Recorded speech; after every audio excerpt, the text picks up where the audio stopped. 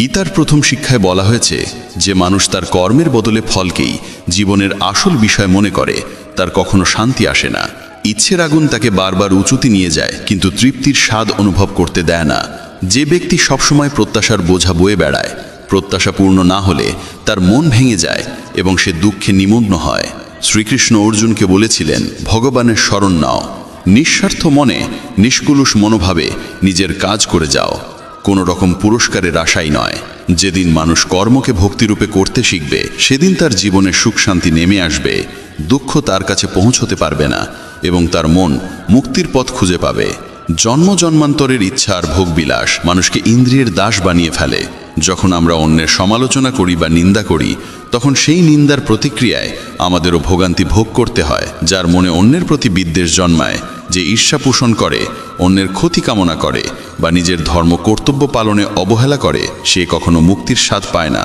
ভালো কাজের ফল যেমন নিশ্চিত, তেমনি খারাপ কাজের শাস্তিও অনিবার্য। শ্রীকৃষ্ণ জানিয়ে দেন যে তিনি অতীত, বর্তমান ও ভবিষ্যতের প্রতিটি পরিণতি স্পষ্টভাবে দেখতে পারেন। তাই ফলের চিন্তা ছেড়ে দিয়ে নিজের কর্তব্যে মন দাও। কর্ম কখনো থেমে থাকে না।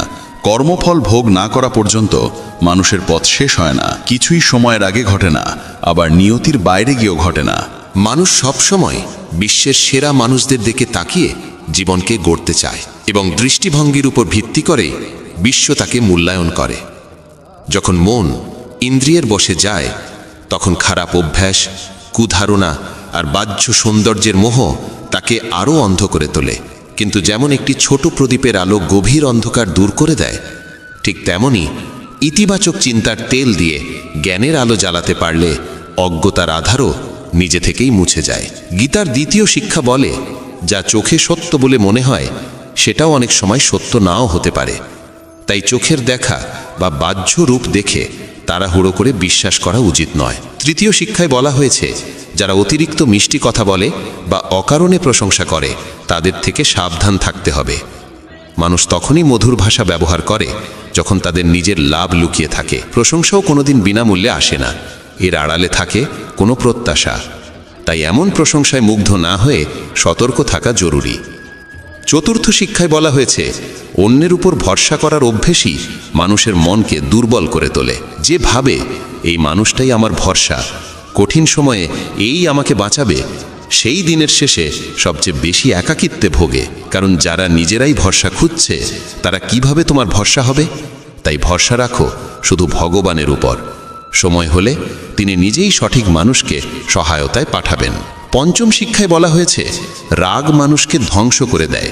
যে মানুষ রাগ নিয়ন্ত্রণ করতে পারে না, তার কোনো সম্পর্ক টেকে না। মানুষ রাগী মানুষকে ভয় পায়, দূরে সরে যায়। রাগে অন্ধ হয়ে মানুষ নিজের সব কিছু হারিয়ে ফেলে।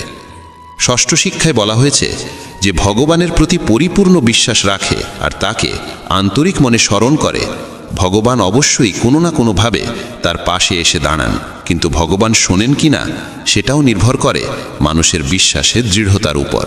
গীতায় বলা হয়েছে, কারো উপকার করলে সেটা মনে করে অহংকার করা উচিত নয়, কারণ সেই কাজের মহত্ব তখনই নষ্ট হয়ে যায়। তুমি কখনোই ভাববে না যে তুমি কাউকে সাহায্য করেছ। সাহায্য করার শক্তি আসে ঈশ্বরের কাছ থেকে। তুমি শুধু তার ব্যবহৃত এক মাধ্যম। রাগের মুহূর্তে প্রতিক্রিয়া দেওয়া মানে ঈশ্বরের নিয়ম আর কর্মফলের ন্যায় বিচারে অবিশ্বাস করা। তাই মনে সন্দেহ জন্মাতে দিও না, কারণ সন্দেহই মানুষের সর্বনাশ ডেকে আনে। মনের ভিতর জমে ওঠা সন্দেহ একসময় ভুল বোঝাবুঝির বিশাল পাহাড় তৈরি করে, আর সেই পাহাড় তোমার সিদ্ধান্ত নেওয়ার স্বাধীনতাকে কেড়ে নেয়। কেউ তোমার প্রতি অন্যায় করলে তার ফল তাকে কর্ম আর সময়ের নিয়মেই ভোগ করতে হয়। তাই ক্ষোভ বা কৃপা দেখানোর পরিবর্তে সৎকর্ম করো। উদ্বেগে ডুবে না গিয়ে গভীরভাবে ভাবো, মনকে নিয়ন্ত্রণে রাখো, কারণ নিয়ন্ত্রণহীন মৌনই মানুষের সবচেয়ে বড় শত্রু হয়ে ওঠে এবং তাকে দিয়ে অকল্যাণের কাজ করায়। জ্ঞান সর্বদা বুদ্ধির চেয়ে শ্রেষ্ঠ, তাই জ্ঞান অর্জন করো এবং তা অন্যদের মাঝেও ছড়িয়ে দাও, যাতে তাদের জীবনও আলোকিত হয়। কাউকে সাহায্য করতে হলে তাকে এমন জায়গায় পৌঁছে দাও যেখানে সে নিজেও নিজের পথ তৈরি করতে পারে। যে ব্যক্তি প্রতিদানের প্রত্যাশায় কাজ করে, সে কর্মের বন্ধনে আবদ্ধই থাকে। জন্ম নয়, মানুষের কর্মই তাকে মহান করে তোলে। তুমি পৃথিবীকে যেমন দৃষ্টিতে দেখো, পৃথিবীও তেমনভাবেই তোমাকে প্রতিফলিত করে। মন থেকে আমার, তোমার, ছোট, বড়, নিজের, পরের এই ভেদ বুদ্ধি দূর করতে পারলে দেখবে সারা বিশ্বের সঙ্গে তোমার এক অনাবিল বন্ধনের সেতু তৈরি হয়ে গেছে। যে ব্যক্তি নিঃস্বার্থ মনে অবিরাম কাজ করতে পারে, কেবল তিনিই জীবনে সত্যিকারের সুখ ও তৃপ্তি খুঁজে পান। ইন্দ্রিয় নিয়ন্ত্রণে থাকলে কোনো রকম দুঃখ তোমাকে বিচলিত করতে পারে না। শ্রীকৃষ্ণ বলেন, শান্তি কেবল তারাই লাভ করে যারা আমি, আমার, আমি করলাম, আমি করিয়ে নিলাম এই অহংবোধ ত্যাগ করতে পারে। অত্যধিক আসক্তি কোনো বস্তু, স্থান, প্রাণী বা মানুষের প্রতি একসময় গভীর দুঃখের মূল হয়ে দাঁড়ায়। যে মানুষ সামান্যতেই খুশি থাকতে শিখেছে এবং যার চাওয়া পাওয়া কম, তার জীবনেই প্রকৃত তৃপ্তি থাকে। গীতার সপ্তম উপদেশ বলে, মনকে শান্ত করা শিখো। অস্থির মন থেকে জন্ম নেয় সমস্ত দুঃখ, আর শান্ত মন থেকে প্রবাহিত হয় ভালোবাসা ও আনন্দ। দুঃখ সুখ মূলত মনোরাজ্যের দুই রূপ। অস্থিরতা দুঃখ সৃষ্টি করে, শান্ত ভাব জাগিয়ে তোলে পরম আনন্দ।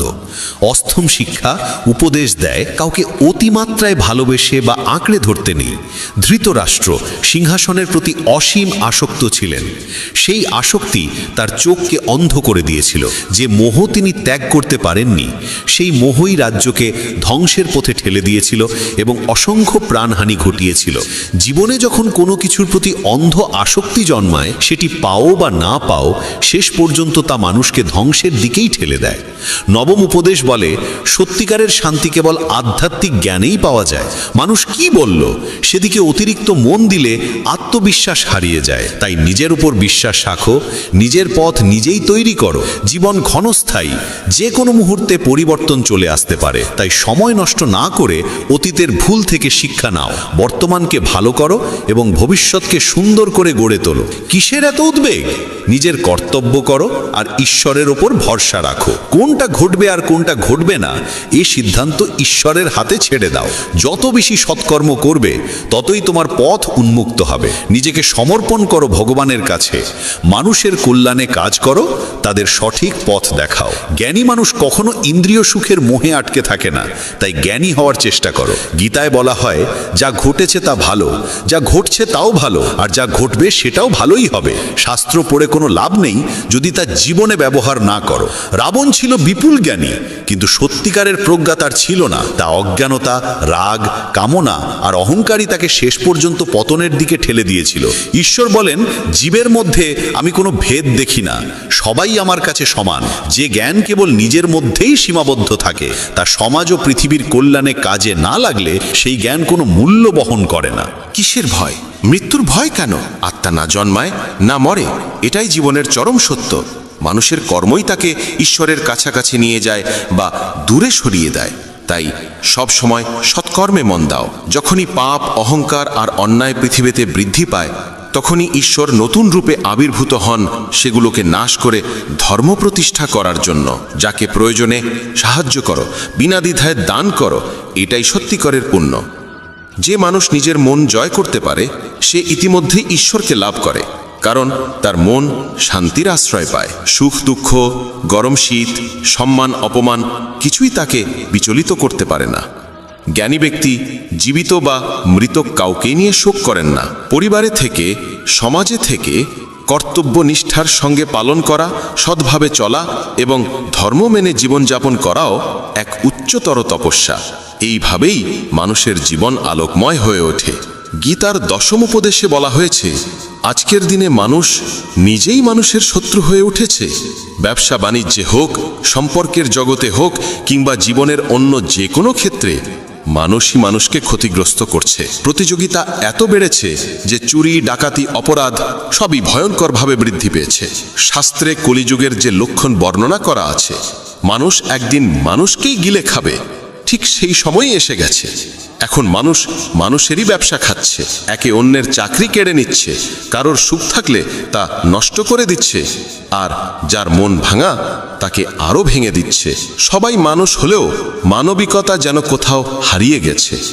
এক দরিদ্র ভিখারি এক ধনী মানুষের বাড়ি থেকে বেরিয়ে এসে অনুরোধ করল, এক গ্লাস জল দাও, খুব পিপাসা লেগেছে, অনেকটা পথ হেঁটে এসেছি, আর পারছি না। ধনী মানুষটি বলল, এখন আশেপাশে কেউ নেই, কেউ এলে জল দেব। কিছুক্ষণ পর ভিখারি আবার অনুরোধ করল, দয়া করে একটু জল দিন, আর কোথাও যেতে পারছি না। ধনী লোকটি একই উত্তর দিল, বলেছি তো মানুষ এলে জল পাবে। তখন ভিখারি অসহায়ভাবে বলল, আপনি নিজেই মানুষ হয়ে যান না, একটু সময়ের জন্য মানুষ হন। আজকাল এটাই ঘটছে, কেউই সত্যিকারের মানুষ হতে চায় না, সবাই শুধু একে অপরকে টেনে নামানোর চেষ্টা করছে, সুযোগ নিচ্ছে। তাই কলিযুগকে স্বার্থপরতার যুগ বলা হয়েছে। মানুষ আজ সম্পর্ক রাখে শুধুই নিজের স্বার্থে। বন্ধুরা, যদি গীতার এই 25টি কথা ভালোভাবে বোঝো এবং মনে রাখো, তবে বিশ্বাস রাখো, পৃথিবীর কেউ তোমার মন বা হৃদয়কে আর আঘাত দিতে পারবে না। এই উপদেশগুলো মনে রাখলে জীবনের সুখ ছাড়া আর কিছুই তোমার পথে আসবে না। গীতার 11 উপদেশ হলো, নিজেকে কখনোই কারো ওপর নির্ভরশীল করে তুলবে না। তুমি যতক্ষণ পর্যন্ত প্রয়োজনহীন, কেউ তোমাকে আঘাত করতে পারবে না, সুযোগও নিতে পারবে না। যাকে তুমি প্রয়োজন মনে করবে, সেই একদিন তোমাকে ব্যবহার করবে। যেদিন তোমার জীবন অন্যের ওপর নির্ভরশীল হয়ে পড়বে, সেদিন থেকেই তুমি তার দাসে পরিণত হবে। এমনকি নিজের বাড়িতেও যদি তুমি গৃহকর্মীর ওপর পুরোপুরি নির্ভর করো, সেতেও তারা সুযোগ নেবে, কারণ তারা বুঝে যায় তোমার কাজ তাদের ছাড়া চলবে না। কিন্তু যখন তারা বুঝতে পারে তুমি নিজের কাজ নিজেই করতে পারো, তখন তারা ঠিকই সীমার মধ্যে থাকে। যদি চাকরিতে বসের ভুল আচরণও তুমি সহ্য করে যাও, তবে নিশ্চিত জানবে তোমার নিজেরই প্রয়োজন, আর সেই প্রয়োজনের সুযোগ সে নিচ্ছে। পরিবারেও যাকে তুমি প্রয়োজন মনে করো, সেই তোমাকে সবচেয়ে বেশি কষ্ট দেয়, কারণ তুমি তার হাতের মুঠোয়। মানুষ দুর্বল কাউকে নিয়ন্ত্রণে রাখতে ভালোবাসে। তুমি যতই ভালো করো, কিছু দেবে, তবুও তারা তোমাকে নিচে ধরে রাখতেই আনন্দ পায়। তোমার যদি প্রতিভা থাকে, সেটিকেই ছেটে দেওয়ার চেষ্টা হবে, যাতে তুমি কখনোই নিজের মতো করে এগোতে না পারো। কারো ওপর নির্ভরশীল হওয়ার চেয়ে মৃত্যু ভালো, কারণ প্রয়োজন মানুষকে দাস বানিয়ে দেয়। ভাবো তো, যাদের ওপর তুমি নির্ভর করো, কষ্টও তো আসে তাদের থেকেই।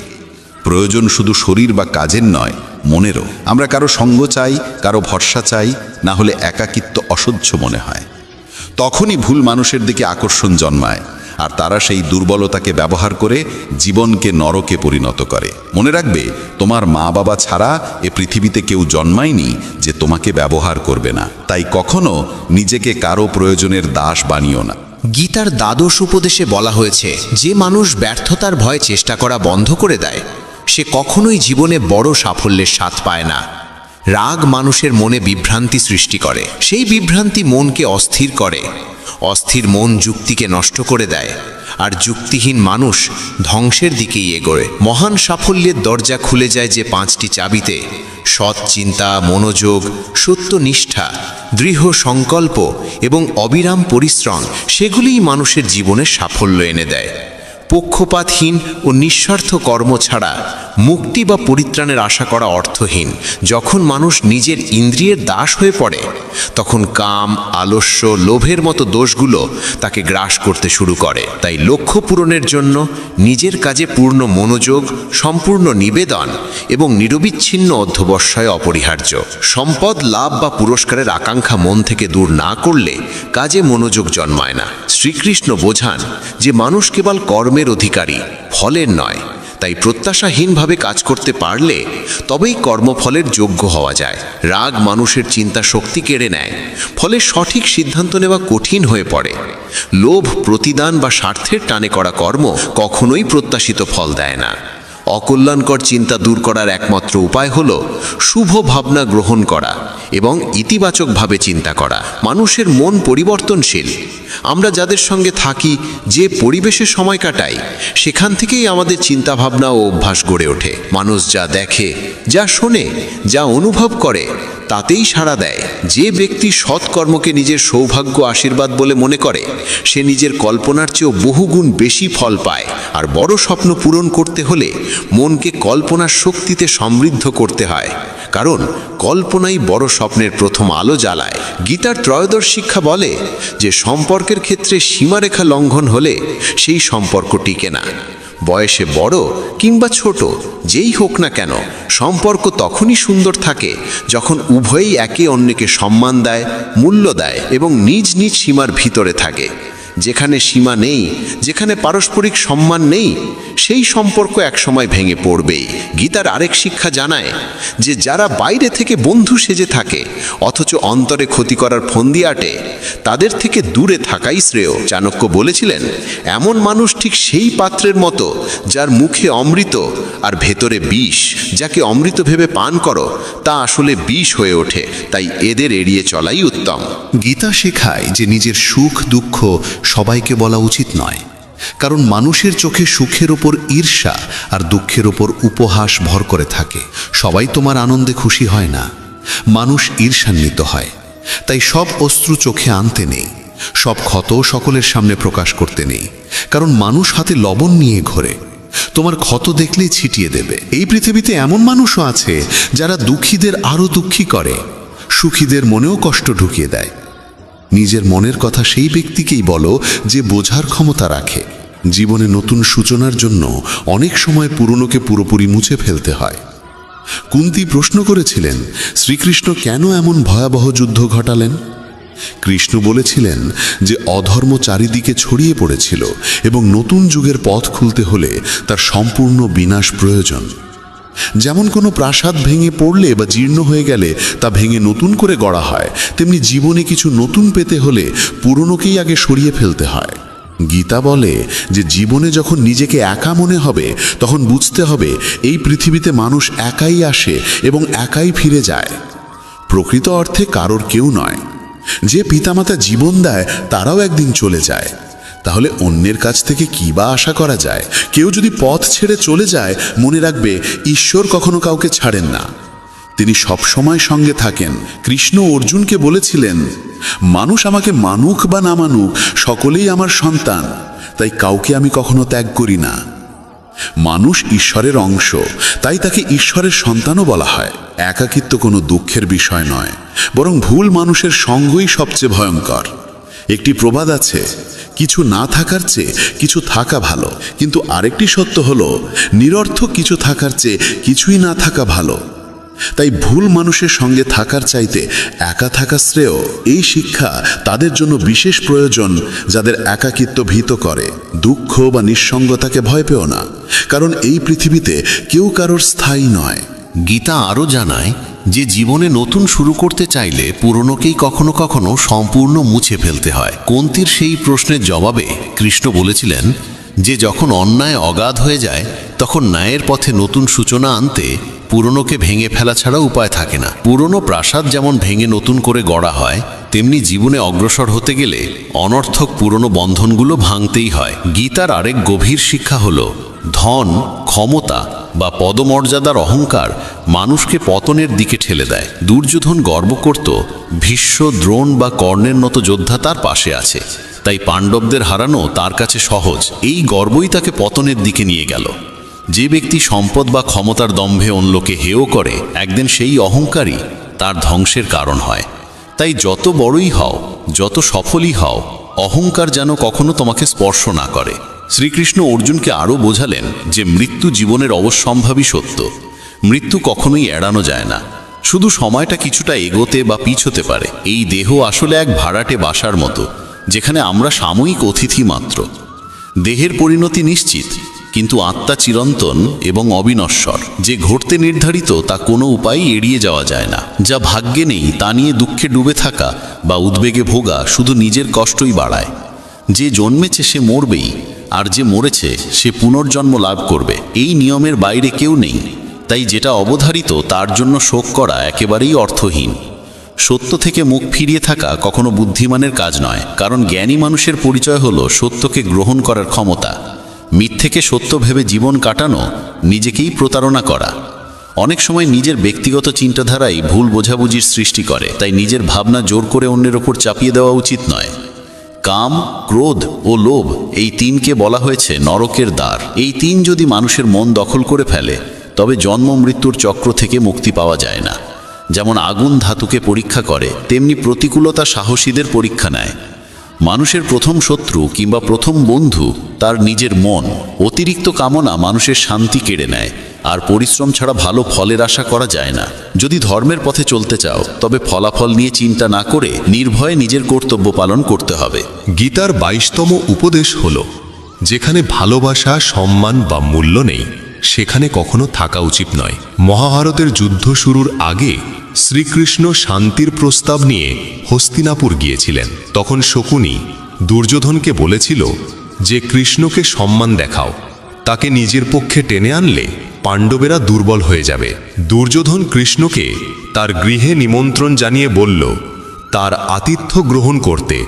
কৃষ্ণ তখন বললেন, যে বাড়িতে গভীর ভালোবাসা থাকে বা যেখানে কোনো বড় বিপদে পড়া মানুষ শরণ নেয়, কেবল সেই দুই অবস্থাতেই অন্যের গৃহে আহার করা উচিত। দুর্যোধনের প্রতি তার কোনো ভালোবাসা নেই, আর কৃষ্ণ কোনো বিপদেও পড়েননি, তাই স্বার্থপর মানুষের বাড়িতে যাওয়া যায় না। এখান থেকেই শিক্ষা, যেখানে ভালোবাসা, সম্মান বা মূল্য নেই সেখানে থাকা মানেই অপমান ডেকে আনা। মানুষকে থাকতে হবে সেই জায়গায় যেখানে তাকে সত্যিই শ্রদ্ধা করা হয়। গীতার 23তম উপদেশে বলা হয়েছে, মূর্খ ও দুষ্ট মানুষের কাছে জ্ঞান দেওয়া উচিত নয়। তারা তা সহ্য করতে পারে না, তাদের অহংকার আহত হয়, আর সময় এলে তারা সেই মানুষকেই ক্ষতি করে। মানব জীবন অত্যন্ত মূল্যবান, তাই এটিকে বিফলে নষ্ট করা ঠিক নয়। এমন কর্ম করতে হবে যা ভবিষ্যৎ প্রজন্মকে পথ দেখাবে। শ্রীকৃষ্ণ অর্জুনকে বলেন যে জীবনের মর্যাদা বোঝে এমন মানুষই জীবনের সঠিক মূল্য নির্ধারণ করতে পারে। নিজেকে শ্রেষ্ঠ করে তুলতে পারলে একদিন বিশ্ব তার মর্যাদা স্বীকার করবে। জীবন অতীতে নেই, ভবিষ্যতে নেই, জীবন আছে এই বর্তমান মুহূর্তে, তাই বর্তমানটিকেই আনন্দে বাঁচতে হবে।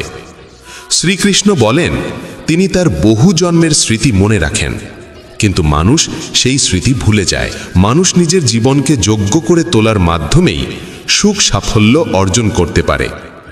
ঈশ্বর জীবনে বহু সুযোগ দেন, কিন্তু ইন্দ্রিয়ের দাস হয়ে মানুষ সেসব সুযোগ কাজে লাগাতে পারে না। সৎকর্মের সুযোগ কখনো হারানো উচিত নয়। যে ব্যক্তি প্রতিদানের আশা ছাড়া নিজের কর্তব্য করে তার জীবনই সত্যিকার অর্থে সফল হয়। ভুল কাজের পর ভালো কাজ করলেও পূর্বের পাপের প্রতিক্রিয়া কোনো না কোনোভাবে ভোগ করতেই হয়। শ্রীকৃষ্ণ বলেন, সত্যিকারের যোগী সেই মানুষ যে নিষ্ঠার সঙ্গে নিজের কর্মকে ধর্ম বলে গ্রহণ করে, কিন্তু ফলাফলের প্রতি আসক্ত থাকে না। যে কর্মফল চায় না এবং অপছন্দও করে না, তাকেই সন্ন্যাসী বলা হয়। মানুষের জীবনে যে কোনো উচ্চ অবস্থান অর্জন করা সম্ভব যদি সে নিজের মনকে নিয়ন্ত্রণ করে এবং নিজের উপর আস্থা রাখে। ঈশ্বর দুর্বলতা দেন, কিন্তু মর্যাদা মানুষের নিজের মনই তৈরি করে। গীতার 24তম উপদেশে বলা হয়েছে, যতই ভালো হও না কেন, যদি খারাপ মানুষের সঙ্গ গ্রহণ করো তবে তাদেরই পরিণতি ভোগ করতে হবে। ভীষ্ম পিতামহ সচ্চরিত্র ছিলেন, দ্রোণ ছিলেন ব্রাহ্মণ, কিন্তু দুজনেই অধর্মের পাশে দাঁড়িয়েছিলেন, তাই শেষ পর্যন্ত তাদের মৃত্যু হল অত্যন্ত যন্ত্রণাদায়কভাবে। এর থেকেই বোঝা যায় খারাপ সঙ্গ কখনোই সুখ দেয় না। অনেক সময় শুধু তাদের পাশে থাকলেই তাদের কর্মফলের বোঝা বহন করতে হয়, তাই সব সময় উত্তম সঙ্গেই থাকা উচিত। গীতার 25তম উপদেশে বলা হয়েছে, যে মানুষ প্রতারণা করে তার পরিণতিও হয় অত্যন্ত করুণ। শকুনি ও দুর্যোধন জীবনের প্রতিটি পদক্ষেপে পাণ্ডবদের প্রতারণা করেছে, ফলে দুর্যোধনের সমস্ত পরাক্রমী যোদ্ধাই প্রতারণার মাধ্যমেই প্রাণ হারিয়েছিল, কারণ কর্মফল কাউকে ছেড়ে দেয় না। মানুষ যেমন কর্ম করে তেমনই ফল পায়। যে অন্যকে প্রতারণা করে কোনো একদিন অন্য কেউ এসে তাকে প্রতারণার স্বীকার করে, এটাই কর্মের নিয়ম। গীতার 26তম উপদেশে বলা হয়েছে, জীবনে কষ্ট এলেই সাহস হারানো যাবে না। সামান্য ধৈর্যই সবচেয়ে কঠিন সংকটকে অতিক্রম করার শক্তি দেয়। এক রাজা একদিন তার গুরুদেবকে বলেছিলেন যে রাজ্যে সব ধরনের সমৃদ্ধি আছে, কিন্তু খারাপ সময়ের জন্য কোনো মানসিক প্রস্তুতি নেই। তখন গুরু একটি তাবিজ তার হাতে বেঁধে দিয়ে বলেছিলেন, জীবনে এমন সময় এলো যখন মনে হবে এর চেয়ে খারাপ আর কিছু হতে পারে না, তখন এই তাবিজ খুলে এর ভেতরের মন্ত্রটি পড়বে, তাতেই তুমি অপার শক্তি পাবে। একদিন সেই ঘটনারই মতো সময় এসে দাঁড়ালো। হঠাৎ আরেকজন রাজা তার রাজ্যে আক্রমণ করল, আর বাধ্য হয়ে তিনি অল্প কয়েকজন অনুচর নিয়ে রাজ্য ও নগরী ছেড়ে পালালেন। সেই মুহূর্তে রাজা গভীর দুঃখে ডুবে গেলেন। তার মনে পড়ল, গুরু বলেছিলেন জীবনে যখন সত্যিই ভয়াবহ সময় আসবে তখন তাবিজ খুলে ভেতরের মন্ত্রটি পড়তে, সেই মন্ত্রই তাকে শক্তি দেবে। রাজা ভাবলেন, এর চেয়েও দুঃসময় আর কি হতে পারে। তিনি তাবিজটি খুললেন, আর ভেতরে লেখা ছিল, এই সময়টাও কেটে যাবে। এই বাক্য পড়েই তিনি এক অদ্ভুত দৃঢ়তায় ভরে উঠলেন। তিনি বিশ্বাস করলেন বর্তমান দুঃসময় চিরস্থায়ী নয়, এটিও একদিন শেষ হবে। তাই সাহস হারানো চলবে না। তিনি ঠিক করলেন আবার সেনাবাহিনী গুছিয়ে তুলতে হবে। রাজা সৈন্যদের একত্র করলেন, আক্রমণকারী রাজাকে মোকাবিলা করলেন এবং শেষ পর্যন্ত নিজের রাজ্য পুনরুদ্ধার করলেন। জীবনে যত ভয়াবহ পরিস্থিতি আসুক না কেন, কোনো অবস্থাই স্থায়ী নয়। দুঃসময় একদিন নিশ্চয়ই কেটে যায়। আমরা জীবনে অসংখ্য দুঃখ কষ্টের মুখোমুখি হই, কিন্তু প্রতিবারই সেগুলোকে অতিক্রম করে ওঠার শক্তি পাই। একইভাবে তোমার জীবনেও যদি কোনো কঠিন সময় আসে, বিশ্বাস রাখো এটিও একদিন সরে যাবে। তাই কখনোই সাহস হারিও না। ধৈর্য ধরে টিকে থাকতে পারলে জীবনের সবচেয়ে কঠিন ঝড়ও শান্ত হয়ে যায়। গীতার ২৭তম উপদেশ হলো, এই যুগে অতিরিক্ত ভালো হতে নেই, না হলে মানুষ তোমাকে শোষণ করে নিঃস্ব করে দেবে। পাণ্ডবদের জীবনী শেখায় নিতান্ত সৎ হওয়াই কখনো কখনো বড় কষ্টের কারণ হয়। তারা সর্বদা ন্যায়ের পথে চলেছে, কখনো অন্যায় করেনি, তবুও রাজ্য হারিয়েছে। তাদের স্ত্রীকে প্রকাশ্যে অপমান করার চেষ্টা হয়েছে, তাদের ভিক্ষা করে বাঁচতে হয়েছে, কারণ তারা ছিলেন অতিরিক্ত ভালো। তখন যেমন ছিল, আজকের পৃথিবী তো আরও কঠিন। মানুষ সৎ মানুষকে কম সম্মান দেয়, বরং বেশি ব্যবহার করে। তুমি যত ভালো ব্যবহার করবে, অনেকেই তোমার সঙ্গে তত খারাপ আচরণ করবে। তুমি অন্যদের খুশি করার জন্য সর্বোচ্চ চেষ্টা করবে, আর তারা তোমাকে কাজে লাগানোর পথ খুঁজবে। তাই আজকের দিনে সুখী থাকতে হলে অত্যধিক ভালো হওয়ার দরকার নেই। এর মানে এই নয় যে তোমাকে খারাপ হতে হবে, বরং নিজের চোখে নিজেকে ভালো রাখো। বিশ্বের চোখে ভালো দেখাতে গিয়ে নিজেকে দুর্বল করে দিও না। গীতার ২৮তম উপদেশ হলো, অতীতকে ভুলে যেতে শেখো, কারণ অতীতের কষ্ট আঁকড়ে বাঁচলে আজকেও সুখী থাকা যায় না। জ্ঞানীরা অতীতের জন্য হাহাকার করেন না। অতীত যেমনই হোক, তা বর্তমানকে গ্রাস করতে দেওয়া ঠিক নয়। যা ঘটেছে তা থেকে শিক্ষা নাও, ভাবো আর যেন এমন না হয়, তারপর এগিয়ে যাও। অনেকেই বলেন, ওই মানুষ আমাকে এত অন্যায় করেছে, তাই আমি আজ এত দুঃখী। কেউ কেউ সারা জীবন অন্যদের দোষ দিতে দিতে নিজের কষ্ট বাড়িয়ে তোলে। কিন্তু যতক্ষণ তুমি অন্যকে দোষ দেবে, ততক্ষণ কখনো সুখী হতে পারবে না, সামনে এগোতেও পারবে না। অতীত বদলানো যায় না, মানুষ কি করেছে তাও বদলানো যায় না, কিন্তু বর্তমান তোমার হাতে। সেটাকে তুমি যেমন চাও তেমন গড়তে পারো। আগামী দিনের দুঃখ এড়াতে চাইলে আজকে বাঁচো। তুমি পৃথিবীতে কাউকে পাবে না যে ভবিষ্যতের ভরসায় সুখে থাকে। সুখী সেই যে আজকার মুহূর্তে নিজের জীবন কাটায়। ভবিষ্যতের চিন্তা শুধু দুঃখ, আফসোস আর অনিশ্চয়তায় ভরিয়ে তোলে। তাই যতটা সম্ভব অতীতকে ভুলে যাও এবং বর্তমানকে নিজের করে নাও। গীতার শিক্ষা বলছে, ভবিষ্যতের ভয় দুঃখ কমে না, বরং ভয়ই সব শান্তি কেড়ে নেয়। তুমি কাকে ভয় করবে? কে তোমাকে মারতে পারে? তুমি দেহ নও। দেহ কেবল কর্ম সম্পন্ন করার মাধ্যম। তুমি আত্মা, অমর ও চিরন্তন। অসংখ্য জন্মে তুমি অসংখ্য দেহ ধারণ করেছ, আর এখন মানুষের শরীর পাওয়া তোমার পুণ্যের ফল। এই জীবনকে কাজে লাগানোর একমাত্র উদ্দেশ্য হলো সৎকর্ম, দয়া আর নিঃস্বার্থ সাহায্য করা। যে নিরন্তর ভক্তি ভরে ঈশ্বরকে স্মরণ করে, সে অবশ্যই ঈশ্বরকে পায়। কেউ ঈশ্বরের অস্তিত্ব অস্বীকার করলেও তাতে তার কিছু যায় আসে না। মানুষের মন পবিত্র, কর্ম সৎ আর চরিত্র ভালো হওয়াই প্রকৃত যোগ্যতা। ঈশ্বর ভক্তির ক্ষুধার্ত। কেউ যদি ভালোবাসা ও ভক্তিসহ একটি পত্র, একটি ফুল, ফল বা জলও অর্পণ করে, ঈশ্বর তা গ্রহণ করেন। ভক্তি নেই এমন অর্ঘ্য, যতই বাহুল্যপূর্ণ হোক, মূল্যহীন। নিঃস্বার্থ সাহায্য, দানকে সেবা হিসেবে গ্রহণ করা, পক্ষপাতবিহীন সিদ্ধান্ত এবং কর্তব্য পালন, এসবই ঈশ্বর ভক্তির সমান। এরাই ঈশ্বরের প্রিয়। তাকে ভালোবাসবে তা গভীরভাবে ভাবা জরুরি, কারণ যে ভালোবাসার মূল্য বোঝে না, তার কাছ থেকে দূরে থাকাই শান্তির পথ। আজকাল অনেকেই ভালোবাসার নাম করে সবচেয়ে বেশি কষ্ট দেয়। প্রেম, যা স্বভাবতই পবিত্র, মানুষের স্বার্থ আর অসচেতনতার কারণে বিষের মতো তিক্ত হয়ে যায়। অনেকেই বিশ্বাস আর মমতাকে ব্যবহার করে অন্যের হৃদয় ভেঙে দেয়। তুমি যদি কাউকে সত্যিই ভালো না বাসো, তবে সে কখনোই তোমাকে আঘাত করতে পারবে না। যে সম্পর্কই হোক, যদি তুমি কাউকে সীমাহীন ভালোবাসো আর সে যদি সেই ভালোবাসার যোগ্য না হয়, তবে তার বিনিময়ে কেবলই দুঃখ ও যন্ত্রণা ফিরে আসে। প্রেম নিজে কোনোদিন কষ্টের কারণ হয় না, কষ্ট দেয় সেই মানুষ যে তোমার মমতার মূল্য দিতে অক্ষম। তাই ভালোবাসতে হলে এমন কাউকে ভালোবাসো যে তোমার হৃদয়ের ভাষা বুঝবে এবং তোমার অনুভূতিকে সম্মান করবে। আর যখনই বুঝবে যে তোমার ভালোবাসার মানুষ তোমার অনুভূতির কদর করে না, তখন সেখান থেকে সরে যাওয়াই তোমার জন্য সবচেয়ে বুদ্ধিমানের সিদ্ধান্ত। গীতার 29তম উপদেশে বলা হয়েছে যে মানুষ বারবার তোমায় আঘাত দেয় তাকে কখনোই ক্ষমা করা উচিত নয়। যুধিষ্ঠির বহুবার দুর্যোধনকে ক্ষমা করেছিলেন, আর এর ফলেই তার জীবনে অসংখ্য দুঃখ ও বিপর্যয় নেমে এসেছিল। কেউ একবার ভুল করলে তাকে ক্ষমা করা যায়, কিন্তু বারবার একই ভুল করলে বুঝতে হবে সেটা ভুল নয়, সেটাই তার স্বভাব। তারা এমনই এবং ভবিষ্যতেও তোমার সঙ্গে একই আচরণ করবে। তাই অযথা অতিরিক্ত ভালো হওয়া ঠিক নয়। ক্ষমা করা আর বোকা হয়ে যাওয়ার মধ্যে বিশাল পার্থক্য আছে। কাউকে একবার ক্ষমা করলেও তার প্রতি সতর্ক থাকা দরকার। বলা হয় একই মানুষকে দুবার পরীক্ষা করা নিজের মুখে ধুলো দেওয়ার মতো। যে তোমাকে একবার প্রতারণা করেছে বা ভুল করে হলেও ব্যথা দিয়েছে, তাকে অন্ধভাবে বিশ্বাস করা উচিত নয়। তাই এমনভাবে ক্ষমা করবে যাতে কখনো বোকা না শোনাও, আবার নিজের শত্রু তৈরি করো না। গীতার আরেকটি শিক্ষা বলে, যে তোমাকে প্রতারিত করে বা ধোঁকা দেয় তাকে নিয়ে দুঃখ বা রাগ বাড়িয়ে লাভ নেই, বরং বুঝে নিতে হবে মানুষকে চোখে দেখে কখনো চিনে নেওয়া যায় না। এই পৃথিবীতে মানুষ মুখোশ পরে বাঁচে, সবাই ভালো দেখাতে চায় কিন্তু ভালো হতে চায় না। কাউকে তোমার প্রতি সামান্য অন্যায় করতে দাও, তখনই তার আসল রূপ প্রকাশ পায়। কিংবা যখন তোমার জীবনে দুঃসময় আসে, তখনই বুঝতে পারবে কে সত্যিকার অর্থে তোমার আপন। তাই কাউকে খুব দ্রুত বিশ্বাস করো না, কারো কাছ থেকে এত আশা করো না যাতে পরে হৃদয়ে ভেঙে যায়। কারণ এই পৃথিবীর মানুষ কারো ছিল না, কাউকে কোনোদিন হবেও না।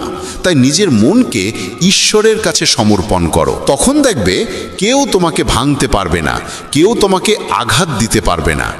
গীতার 12 অধ্যায়ে শ্রীকৃষ্ণ অর্জুনকে বলেছিলেন, হে অর্জুন, তোমার মন, বুদ্ধি আর হৃদয় ঈশ্বরের প্রতি নিবেদন করো, তখন কেউ তোমার হৃদয়ে ভাঙতে পারবে না। এই পৃথিবীতে তুমি যাকে যত বেশি ভালোবাসো, সেই মানুষই তোমাকে সবচেয়ে বেশি কষ্ট দেয়। কারণ এখানে হৃদয়ের মূল্য নেই, অনুভূতির মূল্য নেই, কেবল স্বার্থের মূল্য। মানুষ তোমার থেকে কি পেতে পারে এই হিসেবেই তারা সম্পর্ক গড়ে তোলে। যতক্ষণ তুমি তাদের কাজে লাগো, ততক্ষণ তারা ভালো মানুষের মুখোশ পরে থাকে। স্বার্থ শেষ হওয়ার সঙ্গে সঙ্গে তাদের কথা, আচরণ সব বদলে যায়। তাই নতুন কাউকে দেখলেই বিশ্বাসে ভেসে যাবে না। তারা প্রথমে খুব ভালো দেখায়, কিন্তু সেটা কেবল নিজের সুবিধের জন্য। তুমি ফাঁদে পড়বে কিনা তা ঠিক করবে তোমার নিজের বুদ্ধি। গীতার 3য় উপদেশে বলা হয়েছে, নিজের আত্মীয় স্বজনই তোমার সাফল্যে সবচেয়ে বেশি ঈর্ষান্বিত হয়। বাইরের লোক তোমার সুখ দুঃখের খোঁজ রাখে না, কিন্তু আত্মীয়রা তোমার জীবনের প্রতিটি পদক্ষেপে চোখ রেখে চলে। বাইরে থেকে তারা বলবে সফল হও, সুখে থাকো, কিন্তু তোমার সাফল্যের খবর শুনলে তারা খুশি হয় না। কখনো কখনো দুনিয়া তোমাকে সম্মান দেবে, প্রশংসা করবে, অথচ নিজের ঘরেই তুমি উপেক্ষিত থাকবে। মহাভারতের যুদ্ধও তো ছিল আপন ভাইদের মধ্যে। দুর্যোধন পাণ্ডবদের প্রতিটি আনন্দে, প্রতিটি সাফল্যে ঈর্ষায় কাতর হয়ে উঠত। তাদের পতন ঘটাতে সে সব রকম চেষ্টা করেছে। আর এই আপন ভাইদের মধ্যেকার ঈর্ষাই মহাভারতের ভয়াবহ যুদ্ধের জন্ম দিয়েছিল, যেখানে অসংখ্য প্রাণ হারিয়েছিল। বাইরের লোক তোমার জীবন কেমন চলল তাতে কিছু যায় আসে না, কিন্তু আত্মীয়দের মন তোমার সুখ সহ্য করতে পারে না। তারা মুখে মধুর কথা বলল, অন্তরে তোমার ভালো চায় না।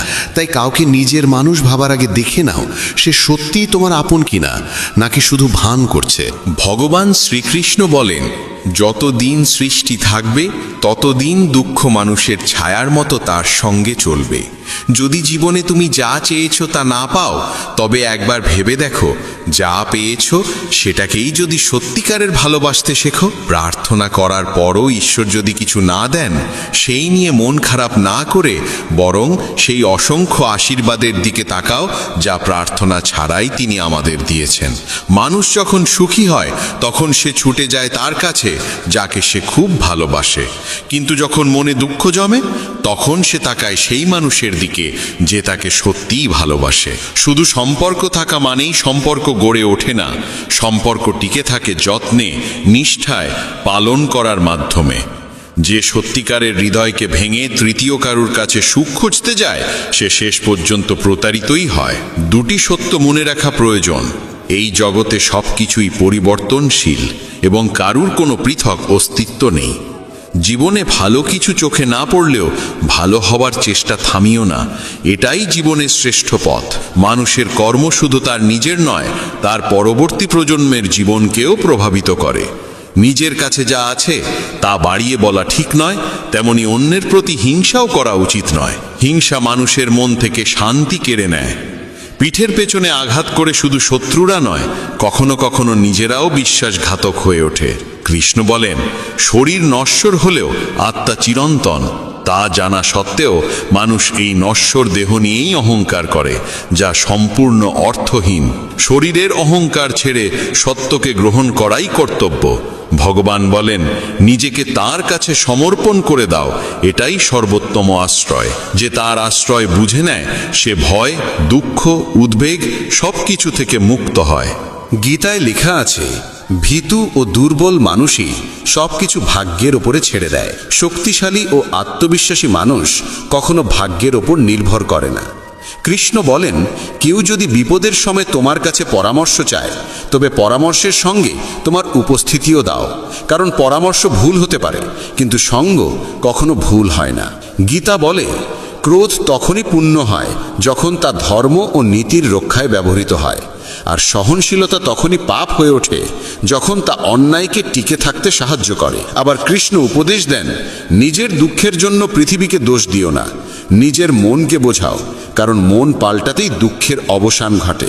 সময় যার পরীক্ষা নেয় সেই জিনিসও মূল্যবান হয়ে ওঠে। তাই তো কাঁচা আঙুরের চেয়ে কিশমিশের দাম বেশি, আর মাটির চেয়ে মাটির পাত্রের মূল্যও বেশি। নীতি ও ষড়যন্ত্রে অর্জিত সুখ মানুষকে ভয় ও অস্থিরতার দিকে ঠেলে দেয়। শান্তি থাকে সেই সুখে যা আসে হৃদয়ের নির্মলতা থেকে। সে সুখ অল্প হলেও তাতে সত্যিকারের আনন্দ থাকে।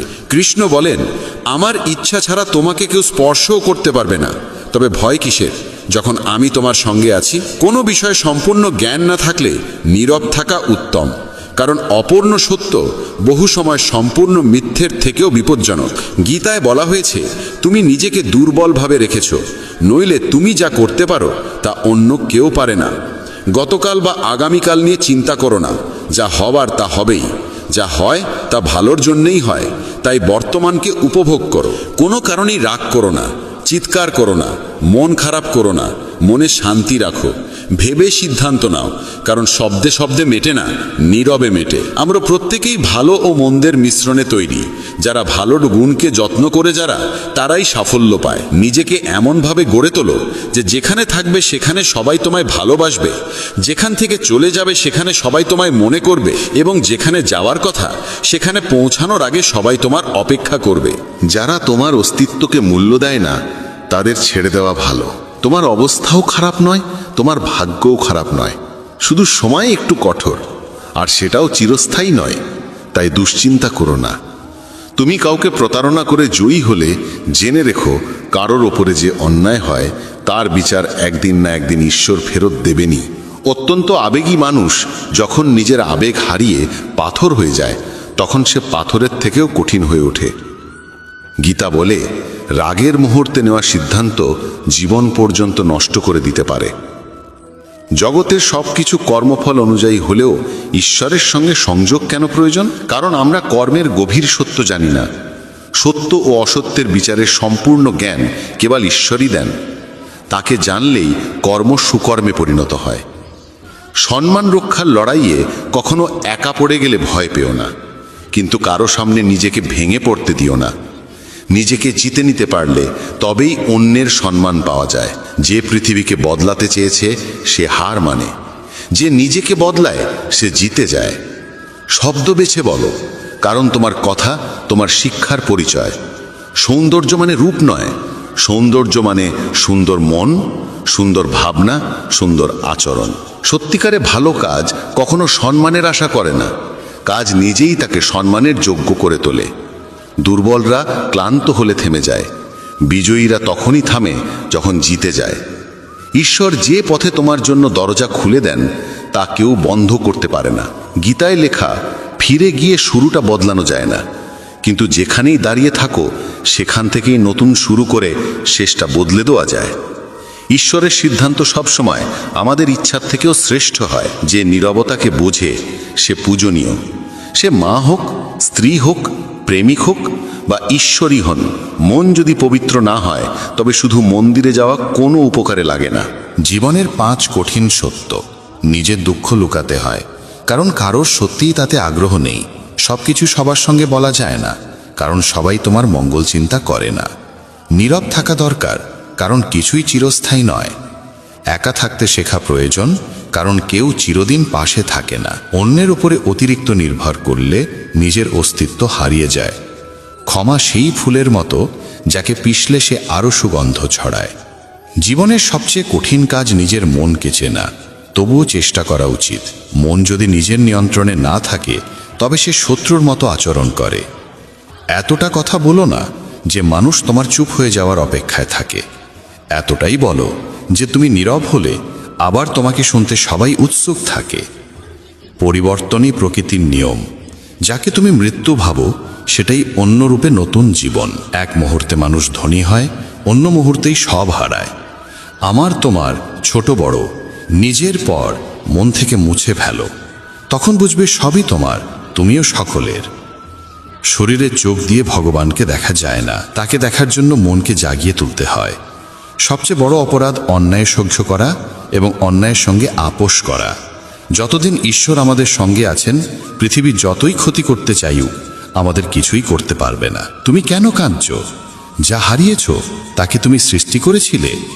আজ যা তোমার, কাল তা অন্য কারো হবে, কারণ পরিবর্তনই বিশ্বের নিয়ম। মানুষ বাইরে নয়, নিজের ভিতরের দুর্বলতার কারণেই হার মানে। কাউকে না বুঝে তার প্রতি আকর্ষিত হয়েও না, আর না বুঝে কাউকে ছেড়িও না। মোহ হৃদয়ে থাকে, কথায় নয়, আর ক্রোধ কথায় থাকে, হৃদয়ে নয়। মনে কষ্ট জমলে ঈশ্বরকে বলো, মুহূর্তেই মন হালকা হয়ে যাবে। যে প্রেমে থাকে সে প্রতারণা বোঝে না, আর যে প্রতারণায় থাকে সে আর কখনো প্রেম বুঝতে পারে না। জীবনের কিছু কঠিন সত্য মানুষকে চোখ খুলে দেয়, আর যখন মন সত্য দেখার ক্ষমতা পায় তখনই ঈশ্বরের উপলব্ধি ঘটে।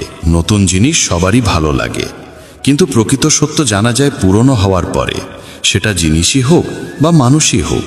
গীতা বলে, দুঃখে যদি তুমি একা থাকো তবে সুখে কাউকে কাছে টেনে নিও না। জীবনে অর্জনের জন্য জেদ থাকা প্রয়োজন, শুধু আশা করে বসে থেকে কিছু হয় না। কৃষ্ণ বলেন, তোমার কি হারিয়েছে যে তুমি কাঁদছ? কি এনেছিলে যা হারিয়ে গেল? তুমি কিছুই সৃষ্টি করনি, কিছুই তোমার ছিল না। যা পেয়েছ এখান থেকেই পেয়েছ, যা দিয়েছ এখানেই দিয়েছ। আজ যা তোমার, কাল তা অন্যের হবে, কারণ পরিবর্তনই বিশ্বের নিয়ম। ফল কখনোই আমাদের ভাবনার মতো আসে না। ফল আসে কেবল আমাদের পরিশ্রমের পরিমাণ অনুযায়ী। ভেঙে পড়া সব সময়ই শেষ হয়ে যাওয়া নয়, অনেক সময় ভাঙন থেকেই জীবনের নতুন শুরু হয়। অতীতকে আঁকড়ে ধরে নিজের জীবনকে বন্দী করো না, ওটা ছিল কেবল একটি শিক্ষা, সারা জীবনের শাস্তি নয়। তুমি যত বই পড়ো, যত ভালো উপদেশই শোনো, তাতে কোনো লাভ নেই যদি সেগুলোকে জীবনে পালন না করো। যা আছে তাকে মেনে নাও, যা ছিল তাকে বিদায় দাও, এবং যা আসছে তার প্রতি বিশ্বাস রাখো। ভালো সময়ের চেয়ে ভালো মানুষের সঙ্গ বেশি মূল্যবান, কারণ একজন ভালো মানুষ ভালো সময় এনে দিতে পারে, কিন্তু ভালো সময় কখনো ভালো মানুষ এনে দিতে পারে না। হে পরমেশ্বর, আমাকে এত নিচে ফেলো না যে আমি তোমাকে ডাকলেও তুমি শুনতে না পাও, আর এত উঁচুতেও তুলো না যে তুমি ডাকলেও আমি শোনার যোগ্যতা না রাখি।